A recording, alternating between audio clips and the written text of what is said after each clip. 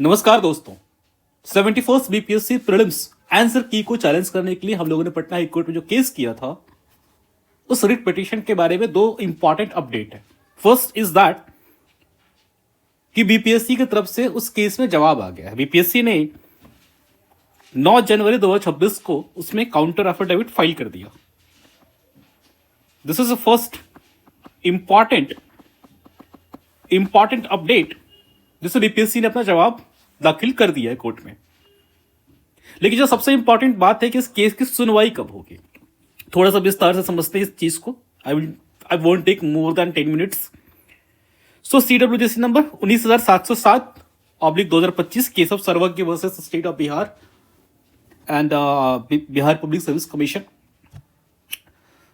सो ये जो मैटर है that is group 13 service matter other than educational services. So ये ग्रुप 13 का मैटर लगा हुआ है HMG justice Vivek Chaudhary sir के यहां पे। और विवेक चौधरी सर के यहां पे जो सबसे बड़ी दिक्कत क्या है कि सर फर्स्ट हाफ में डिवीजन बेंच पे बैठते हैं और सेकेंड हाफ में सर सिंगल रेट पिटीशन सुनते हैं। और second half usually official time 2:15 से 4 बजे तक का होता है। अमूमन ये 2:30 बजे से 4 बजे तक चलता है। सो इस कारण से इस केस को लिस्ट पे आने में टाइम लग रहा है। लेकिन जिस दिन भी ये केस लिस्ट पे आएगा उसी दिन आपके इसमें फाइनल हियरिंग हो जाने की संभावना पूर्ण है, क्योंकि बीपीएससी की तरफ से काउंटर जवाब आ चुका है। और अब जो सबसे महत्वपूर्ण क्वेश्चन है कि क्या मेंस का डेट आ जाने के बाद इसमें क्या संभावना है, क्या इस केस को कोर्ट परस्यू करेगा, बिकॉज ऑलरेडी बीपीएससी ने मेंस का डेट पब्लिश कर दिया है। पॉइंट नंबर 2, केस जीतने की कितनी संभावना है। सो एक बार पुनः इसका बैकग्राउंड आप समझा दो जो लोग नए हैं कि 71st बीपीएससी प्रीलिम्स में कई सारे प्रश्नों के उत्तर गलत हैं ऑथोरिटेटिव सोर्सेस के हिसाब से, और इसको बीपीएससी में सभी छात्रों ने चैलेंज किया था। सो वो उसी केस को हम लोगों ने उस बीपीएससी में चैलेंज करने के बावजूद भी कई प्रश्नों के उत्तर में बदलाव नहीं हुए। उसी चीज को पटना हाई कोर्ट में बच्चों ने चैलेंज किया।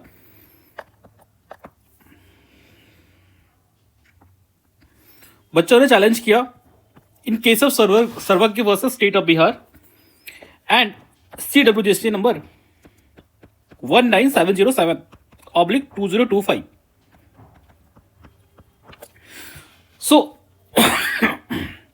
बेसिक जो चैलेंज हमारा था इसमें, द चैलेंज वाज दैट कि जो फाइनल आंसर की बीपीएससी ने रिलीज किया after considering all the objection, it contains demonstrably wrong answers and question suffers from structural ambiguity. कई सारे क्वेश्चंस ऐसे हैं जिसमें स्ट्रक्चरल एम्बिग्यूटी है, और ये सारे के सारे सुप्रीम कोर्ट के गाइडलाइंस के हिसाब से सुप्रीम कोर्ट ने जो गाइडलाइन डिसाइड किया है कि किस तरह के प्रश्नों को हाई कोर्ट में या सुप्रीम कोर्ट में चैलेंज किया जा सकता है और जहां से विद्यार्थियों को रिलीफ मिल सकता है, सिर्फ हम लोगों ने वैसे ही प्रश्नों को इस रिट पिटीशन में डाला है। So valid objections ignored. हम लोगों ने कई सारे वैलिड ऑब्जेक्शंस जो बीपीएससी का ऑब्जेक्शन विंडो था उसके थ्रू हमने रेज किया था, that was not taken into consideration. And finally why we need such kind of relief from the Patna High Court that this particular exercise of by BPSC is the violation of Articles 14 and 16. So ये सभी आप लोगों को पता ही होगा कि 13 सितंबर को exam हुआ था। फाइनली बीपीएससी ने ऑब्जेक्शन का विंडो दिया जिसमें हम ऑब्जेक्शन कर सकते थे। फाइनली बीपीएससी ने 18 नवंबर को रिजल्ट इशू किया और finally we filed case on 1st of December। And ये वो लड़के हैं ये वैसे स्टूडेंट्स हैं those who are missing the cut off just by 0.33 marks, मतलब 87.67 उनका मार्क्स है। एंड बीपीएससी का कट ऑफ उस पर्टिकुलर जनरल कैटेगरी का दैट इज 88, मतलब you are male. So that person जो हमारा लीड पिटिशनर है और इसके अलावा 2-3 पिटिशनर और they are missing the result just by 0.33 marks. So ऐसी परिस्थिति में जब रॉन्ग आंसर की के बेसिस पे इवैल्यूएशन हो रहे हैं, they have been forced out. So only a single question make a very huge difference to their future. और मोस्टली जो हमारे पिटिशन है they all fall within the range of 2 marks. So और ये questions कौन कौन से ऐसे क्वेश्चन है जो कि बहुत ही डेमोन्स्ट्रेबली इनकरेक्ट है? दिस इज द सबसे first question we have put forward, that is Nalanda university reestablish in which year? And the BPSC is saying answer is 2014. 2014 is itself very incorrect answer. ये exactly same नहीं है question के हिसाब से. 2014 BPSC ने दिया हुआ है, ये स्लाइड्स बनने में इसमें चेंज हो गया है. And the reasoning given by BPSC is that कि 2014 it started functioning. Sir, this is not a speaking reason behind that कि why we would consider that word establishment. जबकि जो एक्ट है 2010 एक्ट कैटेगरिकली सेज कि 2010 में Nalanda university का establishment हुआ था. इसके अलावा जो बीपीएससी का ओरिजिनल क्वेश्चन है उसमें एक ऑप्शन 2007 भी है. और बहुत लोगों को यह बात पता होगी कि 2007 में बिहार गवर्नमेंट अपना एक्ट लाके इसमें बताया था, इस नालंदा यूनिवर्सिटी को स्टैब्लिश किया था. जब फाइनली सेंट्रल एक्ट आता है 2010 में, तो इस 2007 वाले एक्ट को उस पर सब्ज्यूम कर लिया जाता है. सो जो बेस्ट पॉसिबल आंसर अगर उन्हीं दिए हुए ऑप्शन से चूज करना है, so that will be 2007. Otherwise the most appropriate answer given by all the authoritative ministry sources, that is 2010. So that completely falls within the jurisdiction or demonstrably palpably wrong answer. उसके अलावा बहुत सारे question है कि regarding the proceedings of legislature, भाई supreme court has categorically said कि यार state legislature में या फिर पार्लियामेंट में any person can adopt apart from Hindi और English official language, he can choose his mother tongue, his और her mother tongue, and that will be considered as a transaction of business. So supreme court का judgment है इसमें, same चीज supreme court का judgment है. And supreme court का judgment is a court of record that is binding on all our courts. और BPSC की जो constitutional institutional body that is also has to abide by the judgments of supreme court. So again this is a fatal error on the part of BPSC. Then Lala Hardayal वाला question में BPSC ने जो खुद के reasoning दिया, जो खुद के सोर्सेस दिए हैं, वो सोर्सेस खुद बता रहे हैं कि लाला हरदयाल 1911 में वहां पे नहीं था, स्टैनफोर्ड यूनिवर्सिटी जिसपे बात किया उन्होंने,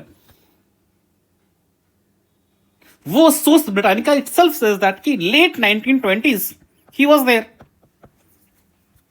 एंड इसके अलावा और भी क्वेश्चन है प्रोरोगेशन एडजॉर्नमेंट, जिसमें हिंदी इंग्लिश ट्रांसलेशन का इशू है. फिर डेमोग्राफी वाला क्वेश्चन है जिससे बिहार इकोनॉमिक सर्वे भी गलत है. And cement industry वाला question. So these are the questions on which we have challenged. And BPSC का जो खुद का स्टैंड है, that also supports our stand कि BPSC का जो फाइनल आंसर किया था, उस आंसर की उन्होंने 5 क्वेश्चंस डिलीट किए. It shows that कि their answer key contained error. They were not error proof and they changed the answer of 5 questions. This is the admission of guilt. This is admission of guilt on the part of BPSC. So why not these questions which were demonstrably incorrect? Why these questions were not considered? This is our question. And finally, हमने अपने case को किस ground पे base किया है? The most saluted judgment, और जो only judgment on which decides all the cases related to preliminary answer key, that is Kanpur University versus Samir Gupta. So इस केस के बेसिस पे जो भी इसके फाउंडेशनल प्रिंसिपल्स हैं, हमने उन प्रिंसिपल्स को अपना टच स्टोन बना के, अपना यार्ड स्टिक बना के हमने उसके बेसिस पे केस फाइल किया है. देन रिसेंटली रिचल versus state of RPSC, state of Rajasthan, इसमें भी supreme court has given ambiguous and palpably demonstrably incorrect questions has to be corrected.